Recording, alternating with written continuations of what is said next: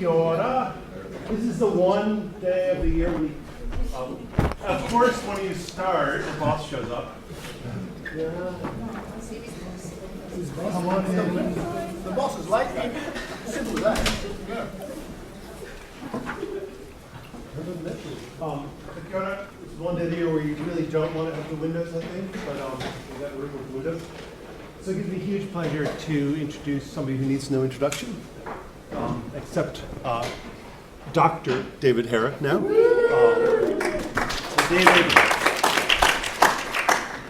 David finished his PhD about a month ago and has kindly agreed to give an exit seminar, which I'll be doing today. David joined us 3.5-ish years ago.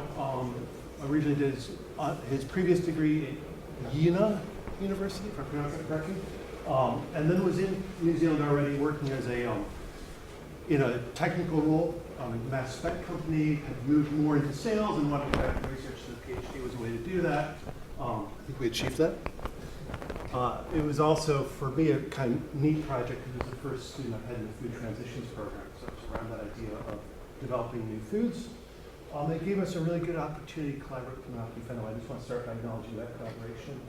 Peter Buchanan and Manpreet Dhami, who were amazing, I thought amazing collaborators and co-supervisors. It's been a great PhD. I think it's probably been one of the most adventurous PhD students I've had. David has, in his time, re-established the University of Canterbury mushroom house. We have a dedicated mushroom growing facility. He has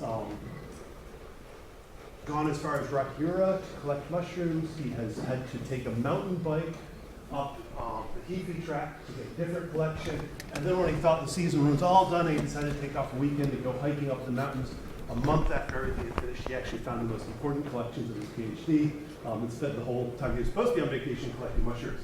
So there's been all sorts of adventures along the way, but probably for me the one that stands out is standing with David on a rainy evening in the dark in the forest, looking at glowing mushrooms and standing around and just admiring that amazing experience. And with that, I'm going to hope that you can enlighten us in a similar way today.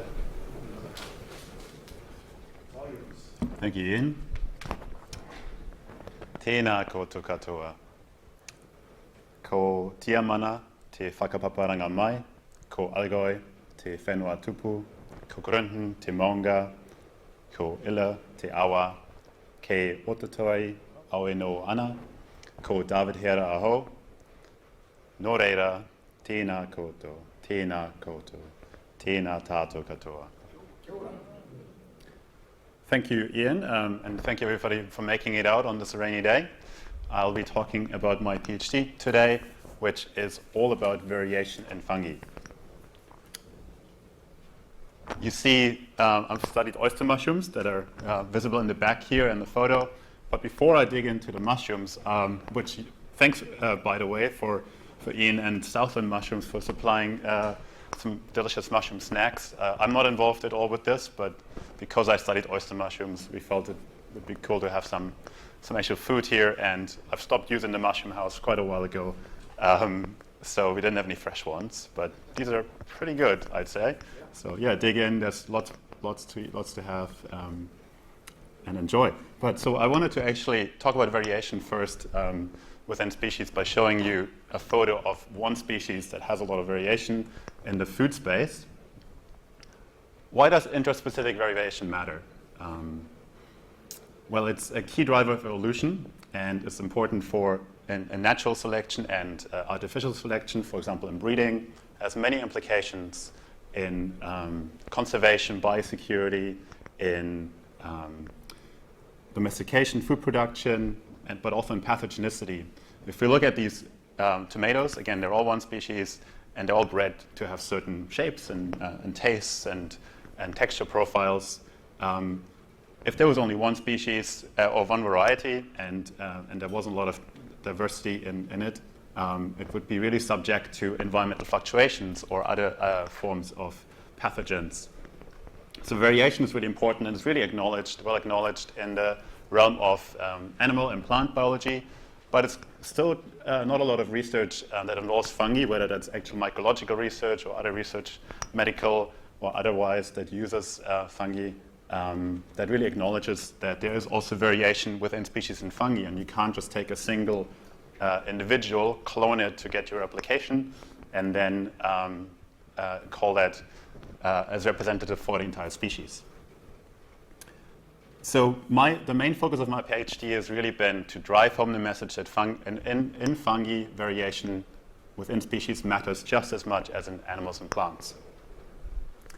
And to do that, I looked at this topic of intraspecific variation from the larger umbrella of 4 different disciplines. It was all connected to food because I was part of the Food Transitions 2050 postgraduate school.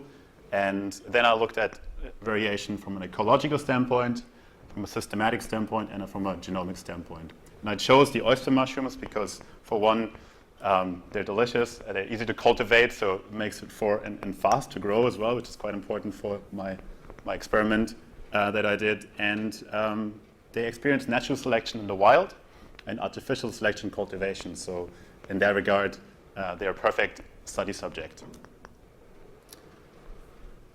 And as I embarked on this project, it became clear that I first really needed to establish which species are present in the country. So my first chapter was all about establishing the boundaries between the species and looking at variation between species, so interspecific variation.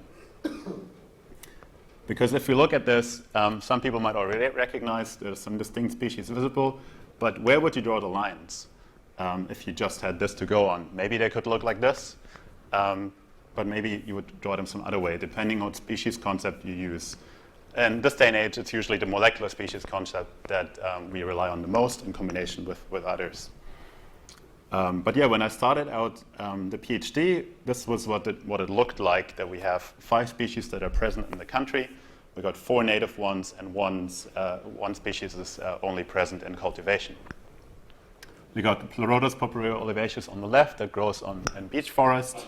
Pleurotus australis, next that grows mainly on Kanuka and Purukawa, and then Pleurotus pasonziae that grows on Tikoka and Nico palm. And then we have, interestingly, Pleurotus pulmonarius growing both on a variety of native trees in the wild, but it's also being imported from overseas for cultivation because there are like well-renowned domesticated strains available for importation. And a similar case is true for Pleurotus jamor, the pink oyster mushroom. Now, for this chapter, that was like the key focus to figure out what's going on with the Pleurotus pulmonarius and the difference between the native variety. Is it actually, is there speciation? Is it a little bit different from the international variety, or are they the same? And then also to figure out how different Pleurotus jamor is from Pleurotus pasonziae. Because the only reason that jamor is in the country is because it was deemed already present in the country because of a taxonomic kind of ambiguity that meant MPI was granting the importation of the species from overseas, even though it's a tropical species that has never been seen in New Zealand in the wild in that variety. But because the name was used in the past as Pleurotus pasonziae, it was imported into the country. And I also want to talk about the invasion risk that's possible from both of these exotic species that we have here. But I'll get to that a little bit later. So the 4 species that are growing in the wild, they can be found all over the Motu. Here's me collecting and photographing a collection in somewhere in Arthur's Pass that Amy took over there, actually. And then on the right, we have a distribution map where you can see that Pleurotus australis is mainly in the North Island. Except for the Nelson Golden Bay area, there's no collections or observations in the South Island. Pleurotus purpurea olivaceus is present all over there where there's beech forests, so in most parts of the country. Pleurotus pasonziae is also mainly on the North Island, and then pulmonarius is kind of everywhere.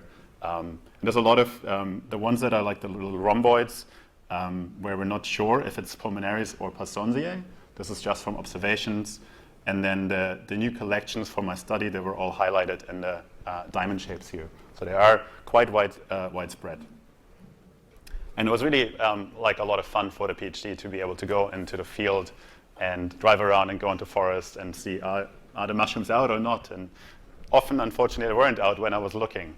That's kind of how it goes. And then other times they're there when I'm not even supposed to be looking. So, but yeah, once I had my collections, I cultured them and wanted to do a phylogenetic analysis to do multi-locus genotyping, so I did DNA extraction, PCRs and Sanger sequencing for some short amplicons, and I also did whole genome sequencing to pull out some more amplicons. I'll talk about the whole genome sequencing later for my third chapter, which is all about genomics. So I constructed a multi-locus phylogeny based on the ITS, LSU, RPB2, and TEF regions. And this is the final tree. That's actually not the thesis version. It's the version of a manuscript that I just submitted for publication 2 days ago, finally got around to it. And it should be up as a preprint soon. So in this phylogeny, we have the genus Pleurotus with representatives from Aotearoa in yellow and international species in gray. If those international ones are also present in Aotearoa in cultivation, then they're in blue. And I want to bring your attention first to this top species here, Pleurotus pulpariolivaceus, which actually turns out to be, like both in my analysis and other literature, to be the most derived lineage of all Pleurotus species in the world. And there's about 200. I didn't include all the international ones, just some key ones to give the context. And this species is really interesting because all the collections across New Zealand, and even ones where there's data available from Australia, there's not a lot of variation in the species compared to the variation, for example, in Pleurotus australis or Passonsiae or Pulmonarius, all the ones that also grow in the wild in New Zealand. And I'll come back to the species later because that lack of evident variation is a really big topic for the species. So the other big finding there was a confirmation of the kind of assumption that a lot of people had that we had a native variety of Pleurotus pulmonarius, and there's a statistically strong bootstrap support and Bayesian posterior probability as well that supports a split between two clades of Pleurotus pulmonarius.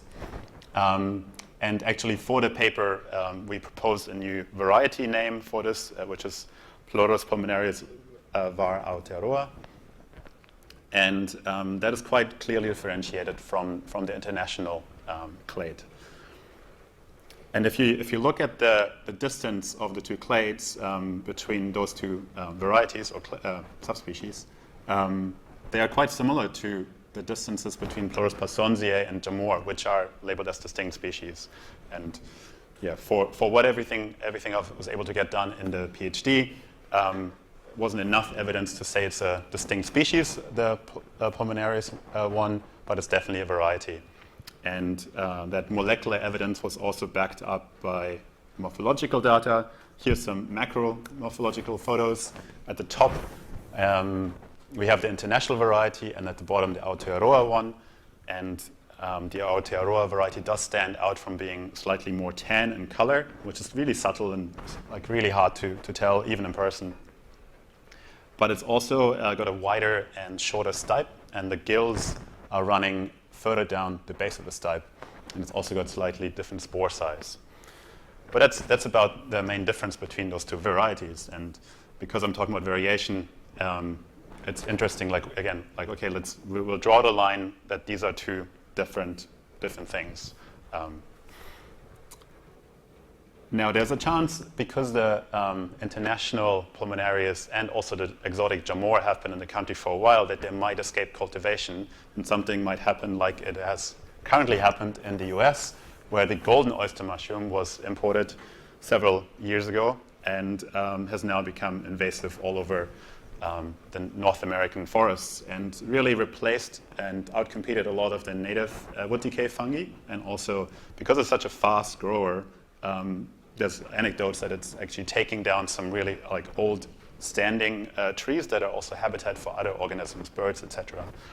So it can be quite devastating, and I think it's important to monitor what's going on in Aotearoa with the pink oyster mushroom and also the pulmonarius. The pink oyster mushroom is used to really high temperatures, so it shouldn't be growing here. But as we know, the climate is warming, like in that Last of Us anecdote. As the climate gets warmer, maybe the fungi can start growing all of a sudden in places they're not supposed to. So really important to keep an eye on that and keep observing in the wild if there's anything and report it on iNaturalist, because that really helped that project in the US. The citizen science is really, really important.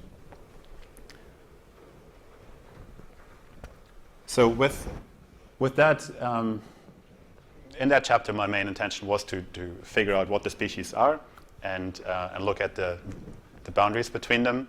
And from there on, I went on to investigating variation in the phenotypes, specifically between species.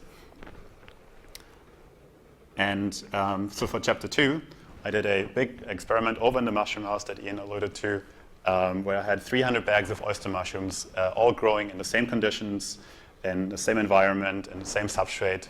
There was 3 replicates, 3 clonal replicates, each for about 100 strains from those 5 species. So I used both cultivated and wild ones, grew them all together. And my main goal was to figure out, are there consequences of not accounting for interspecific variation in phenotypic traits, and then what are those?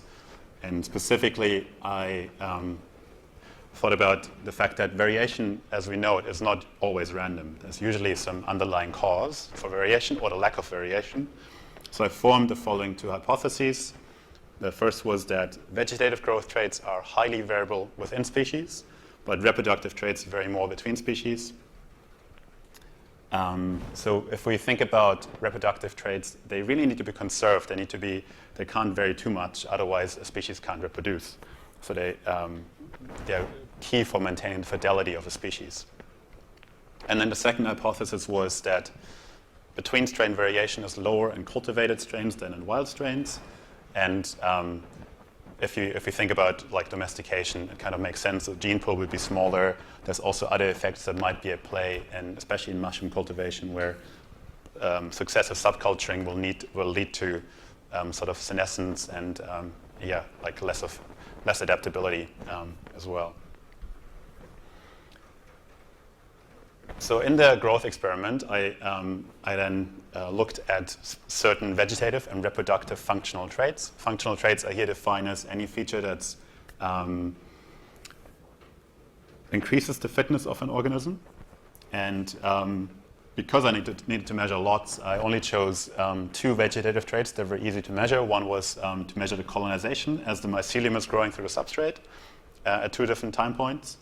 And then I measured the substrate mass loss at the very end as an expression for the metabolic activity. So how much does the fungus break down the substrate?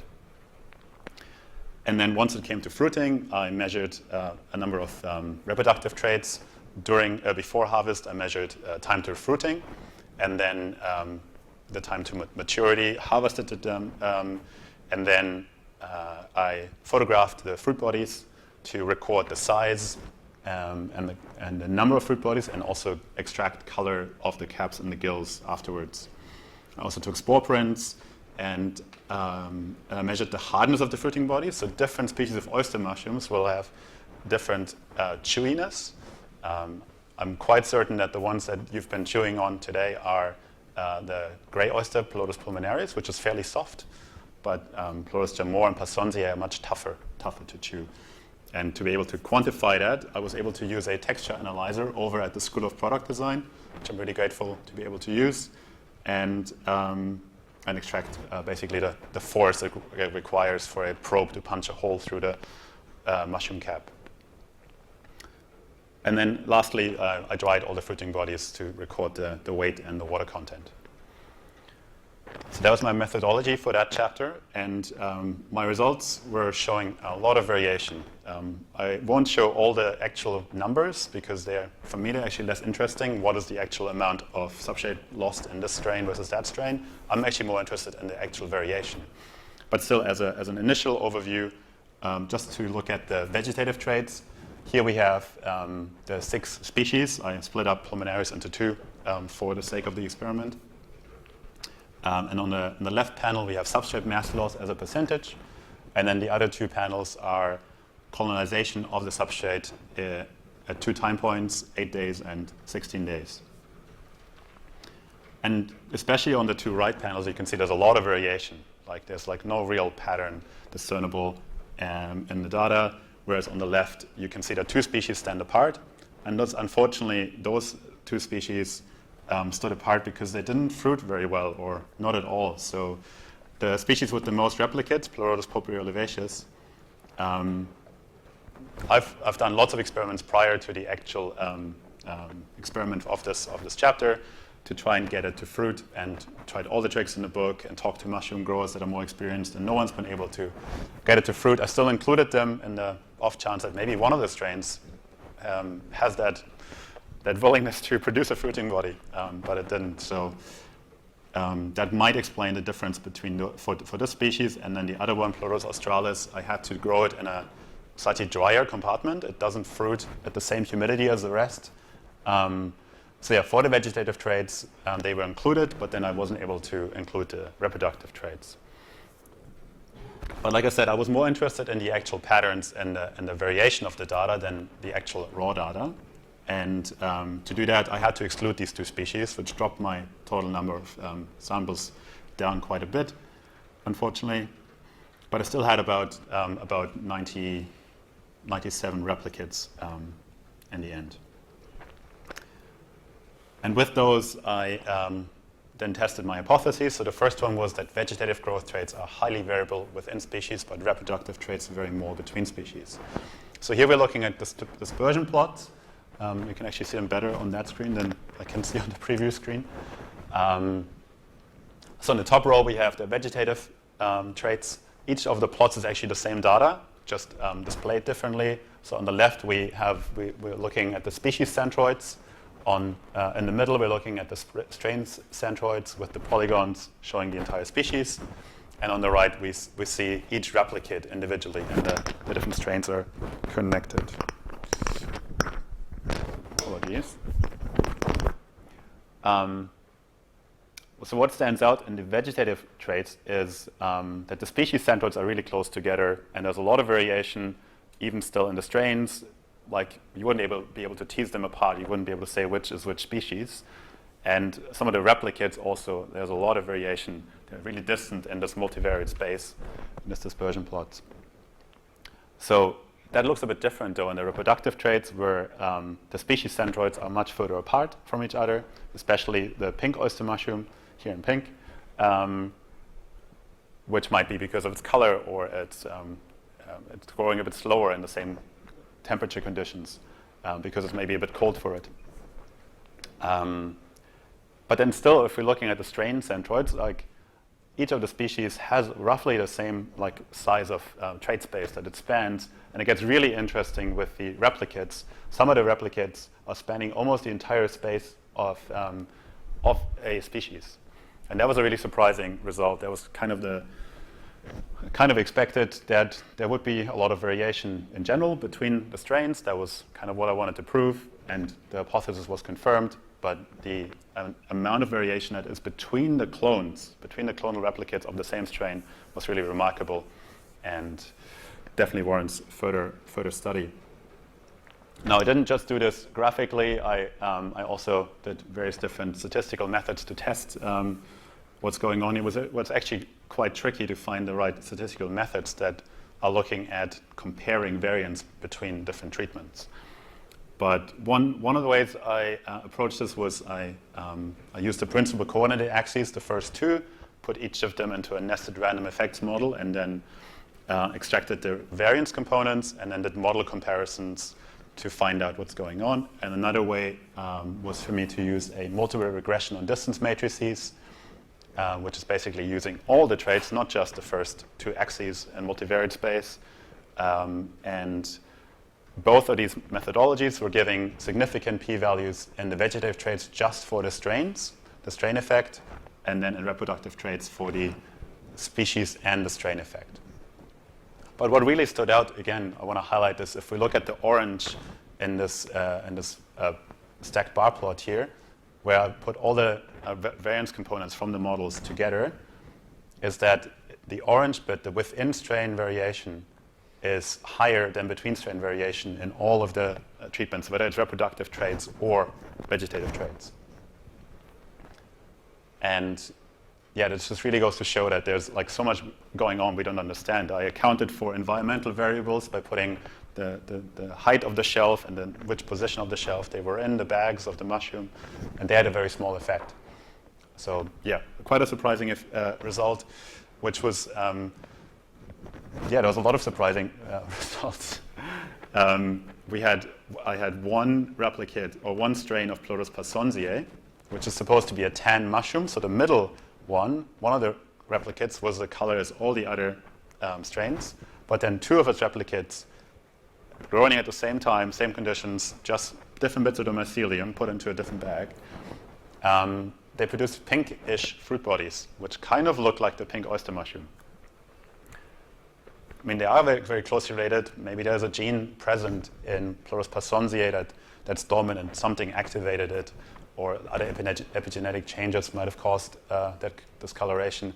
But again, it goes to show if we were looking at, okay, someone wants to cultivate Pleurotus parsonsiae, if they happen to pick this one strain that isn't very consistent in its color, that might be very hard for them to sell their product.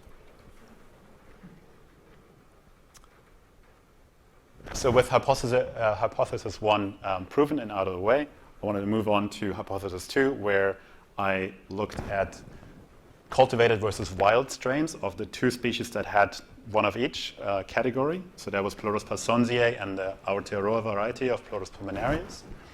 And here again, it's the absolute variance components on a logarithmic scale extracted from the nested random effects model, this time done for each of the traits. And the majority of traits, the variation in wild strains is indeed higher than the cultivated strains, which again makes a lot of sense because they would have been taken from the wild and they would have been bred and domesticated, and the mechanisms underlying that could be genetic bottlenecks, for example. So with that, I had a lot of data, a lot of phenotypic data, and initially I wanted to link that phenotypic data then to genomic data and look at population genomic studies to see if any of the phenotypic variation would correlate with genomic variation. But unfortunately, none of the species that I was able to retain for this previous experiment had high enough replication numbers. And the only one that did, Pleurotus pulpare olivaceus, only had two traits that I had data for, really. So it wasn't really going to be a very interesting chapter in the end. So I had to pivot from my genomics chapter. And I still did population genomics and pangenomics and constructed a pangenome for Pleurotus pulpare olivaceus. But I shifted my focus away from linking it to the phenotypic traits, and instead looked at what can we see about the population and the samples that I have, and are there any links? Are there multiple populations that are perhaps linked to geographic distance or topographical barriers? There was definitely good reason to assume that there's limitations to gene flow. So these are my 29 collections. On the South Island, I was only able to sequence the genomes of samples collected within the Ngaitahu Rohe, because I didn't get around to consulting other iwi. So this is only South Island, but you see the samples span all the way from Fiordland to Lewis Pass here at the top. With a big focus, and most collections were in the Arthur's Pass area. Ian hinted at that already. Amy, another postdoc at Manaaki Whenua at the time, and I went tramping on a weekend and found the most oyster mushrooms I'd ever seen. It completely changed my idea of their biology and ecology. I thought they were really rare, and then they're everywhere. And of course, when I'm not bringing sample bags and anything. But we still managed to collect about 25 specimens through 2 different mountain valleys. And it kind of sparked the idea for this chapter. It was like, okay, if there are these mountain valleys, surely there must be limitations to how the spores can travel, and there might be population differences. So with that, I formed 3 hypotheses. One was that the species in the South Island does not show any signs of inbreeding. Again, from the multilocus phylogeny, it looked like there was very little variation, which again could be a sign of inbreeding or some form of clonality. My second hypothesis was that the genomic variation correlates with geographic distance. So there would be population structure explained by geography. And the last one was population structure in a sample subset from the Arthur's Pass and Craigieburn area would be explained by topographical barriers or mountain ranges. And to tackle this, I'll tell you a little bit about my methodology for this chapter. I won't spend too much time on that. I did a manual C-type-based DNA extraction protocol, and then did library prep and short read 150 paired end base pair high throughput sequencing over at Lincoln University. They have an MGI sequencer there that's kind of similar to an Illumina HiSeq, and they've been really helpful in training me how to do everything there. And with that, I got, for my 29 samples, I got a lot of coverage. For 28 of the genomes, there were 50x coverage. And then I did one strain, I did high throughput, high coverage, which had about 1,000x coverage in the end. And that became the de novo reference strain to use for my analysis.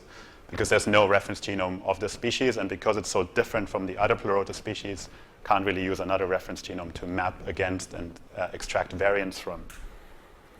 And this slide is way too overwhelming, way too small. There's a lot going on. I just want to briefly show, this is the bioinformatics pipeline. So there might be one or two people in here who are really keen to look into this, but we can do that at another point. Basically, I just had to do the normal variant calling pipeline with some alterations. I had to first phase the genomes because most of my samples, 28 out of 29, were effectively diploid. So mushrooms are dikaryotic. These mushrooms are dikaryotic. So that means each cell contains 2 nuclei that are not fused. Each comes from one of the parents. And for the analysis, I had one really important strain from Fiordland that was monokaryotic, so it only had 1 nucleus. And if I didn't do any phasing and tried to construct a haploid assemblies, I would just, that one important sample would be an outlier, but not because of its geographic distance, but because the fact it just had 1 less nucleus. So I got everything else into 1 nucleus state in the genomes, and then did my whole variant calling pipeline, which is here on the right. And also from the haploid assemblies, I constructed a pan-genome and from that also extracted various different protein groups, etc. Now, when I got my results back, I was like, what's going on? This graph, it didn't even make it into the PhD because it shows nothing. If you want to look at this, I can explain what's going on. So this is a tool that worked really well to extract variants. It's called PanKamer. It extracts SNPs, indels, and structural variants. They're all combined in this graph. And it shows this cluster, a heat map would show sequence similarity or dissimilarity. In this case, everything is 8% different from everything else. Nothing is clustered. Even samples that are collected meters apart are the same distance from each other as something that's hundreds of kilometers away. So I really didn't know what was going on. Is my data wrong? Did I make any issues with the sequencing? Did I just sequence the same sample 29 times? Ruling that all out, did all sorts of QC checks. The data is good. There is variation. There's a lot of variation, but it's really random. So there's no population differentiation. What could this mean? Could it be inbreeding? Could it be clonality? I tried so many other different standard and more niche population genomics approaches to figure out what's going on, but nothing really stuck. It's really only only after the fact that the pan-genome started shedding some light on this. So I constructed the first pan-genome of any Pleurotus species in the world. And given that it's from a really small location, about a 450-kilometer diameter on the small island in the world, these 29 samples actually had a remarkably large accessory genome. And that really should have told me something. But since I did all of this for the first time, I didn't really know at the start. But for me, with all this detective work, what really cracked the case, I was I was supposed to stop any analysis and start writing up the PhD because it was over. I was running out of time. But I just like final hunch. What if I look at the mating types, the mating type loci of the species? Maybe they will shed some light. And before I show you the results of that, a quick mushroom biology lesson. So fungi, all sorts of fungi behave differently, but the oyster mushrooms are tetrapolar basidiomycetes. So they have, so their reproduction happens very differently in animals and plants. Instead of male and female sex types, they have what's called mating types. And for one monokaryon, so this is like a parent 1 and parent 2, for them to be able to mate, they need to be different in both of the alleles of their mating type A and mating type B locus. So in this case, parent 1 has A1 and B1 mating type loci, and the other one has A2, B2. But if one of them, another parent was coming up and had A1, B2, it wouldn't be able to mate with the other one. And then later what happens is then the dikaryotic cell would contain both of the nuclei with both of the mating types. Now, if there was indeed inbreeding going on, you would think that the diversity of these mating types would be really low. But what I found was the opposite. It was remarkably high diversity of the mating type nuclei, especially in mating type A. So in my population of 29 mushrooms, I had 57 nuclei, because most of them had 2. And of those, there were 41 that were unique, and with no link to any geography. The ones highlighted in red here are 2 mating types were identical between the Fiordland sample and the sample from Arthur's Pass, so about 400 kilometers away. The same was probably true. My data couldn't really say that for sure. In mating type B loci, they were much harder to extract, which again showed some of the difficulties and the challenges of using just short read data, because the contigs where the mating type B loci sit on, they're much longer. So it's really hard to identify them from the genome. But this is kind of an interesting note to end this on, because the variation that I was finding in the mating type loci, so within the cells, sometimes even within one individual, 2 different nuclei had quite a lot of variation in their mating type loci. So what we're looking at here is maybe also a bit too complicated, but in general, like mating type A is very conserved, like overall like structure. It has these flanking regions, the green and the orange ones around the 2 homeodomain clusters, and you see each of the actual mating types is like usually only 50% similar to the other one, to the next one that I've included here. But overall, they were easy to find because they're usually in this really nice cassette of just a few thousand base pairs long, and they have these beautiful flanking regions which weren't present in mating type B loci. And I was only able to actually extract and find from one of the genomes that had a long enough contig to find basically an identifying protein that was saying, okay, this copy of this mating type active pheromone receptor is actually the one that's used for mating, because there are other copies of these pheromone receptors that are not involved in mating, and they show up when I just pull them out of the genome. Okay, so I was able to identify and then figure out, okay, in this sample, this is the mating type active pheromone receptor, STE3, and I identified another potential flanking gene. And with that, I was able to pull out at least a few more samples that had a similar structure. But even then, the direction and the distance of the pheromone receptor from the flanking gene varied a lot.